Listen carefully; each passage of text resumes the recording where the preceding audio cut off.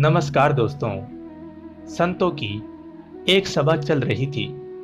किसी ने एक दिन एक घड़े में गंगा जल भरकर वहां रखवा दिया ताकि संत जन जब प्यास लगे तो गंगा जल पी सके।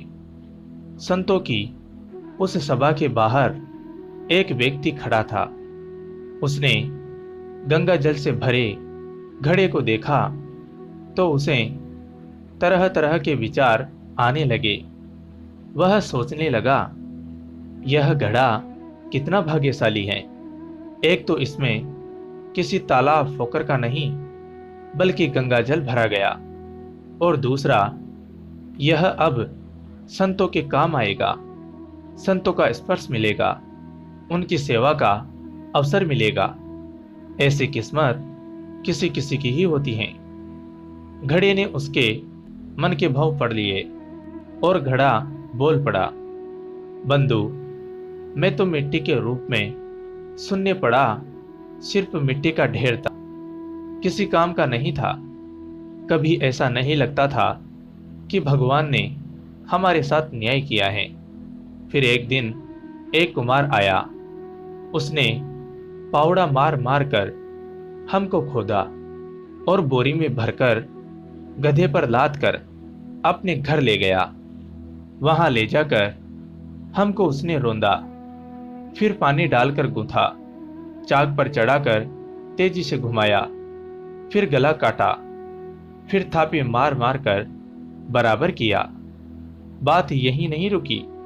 उसके बाद आंवे के आग में झोंक दिया जलने को। इतने कष्ट सहकर बाहर निकला तो गधे पर लाद कर उसके द्वारा मुझे बाजार में बेचने के लिए लाया गया। वहां भी लोग मुझे ठोक ठोक कर देख रहे थे कि ठीक है कि नहीं। ठोकने पीटने के बाद मेरी कीमत लगाई भी तो क्या, बस 20 से 30 रुपए। मैं तो पल पल यही सोचता रहा कि हे ईश्वर, सारा अन्याय मेरे ही साथ करना था। रोज एक नया कष्ट, एक नई पीड़ा देते हो। मेरे साथ बस अन्याय ही अन्याय होना लिखा है। लेकिन ईश्वर की योजना कुछ और ही थी।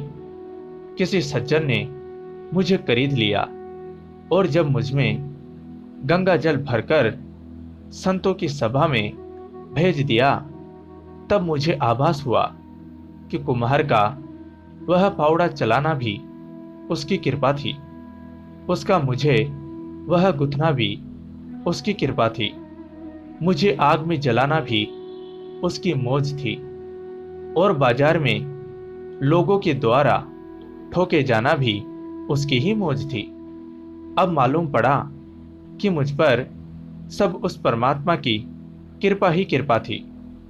दोस्तों, दरअसल बुरी परिस्थितियां हमें इतनी विचलित कर देती हैं कि हम उस परमात्मा के अस्तित्व पर भी प्रश्न उठाने लगते हैं और स्वयं को कोसने लगते हैं, क्योंकि हम सब में शक्ति नहीं होती उसकी लीला समझने की।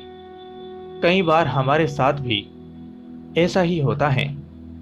हम स्वयं को कोसने के साथ परमात्मा पर उंगली उठाकर कहते हैं कि उसने मेरे साथ ही ऐसा क्यों किया, क्या मैं इतना बुरा हूं? और परमात्मा ने सारे दुख परेशानी मुझे ही क्यों दिए? लेकिन सच तो ये है कि भगवान ने उन सारे पत्थरों की भीड़ में से तराशने के लिए एक आपको चुना।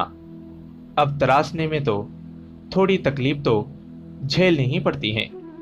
जय जय श्री राम। दोस्तों, कहानी आपको कैसी लगी कमेंट करके ज़रूर बताएं। वीडियो को लाइक कर चैनल को सब्सक्राइब ज़रूर करें। कहानी को अंत तक सुनने के लिए आपका धन्यवाद दोस्तों। फिर मिलूंगा एक नई कहानी के साथ। तब तक के लिए जय हिंद, जय भारत।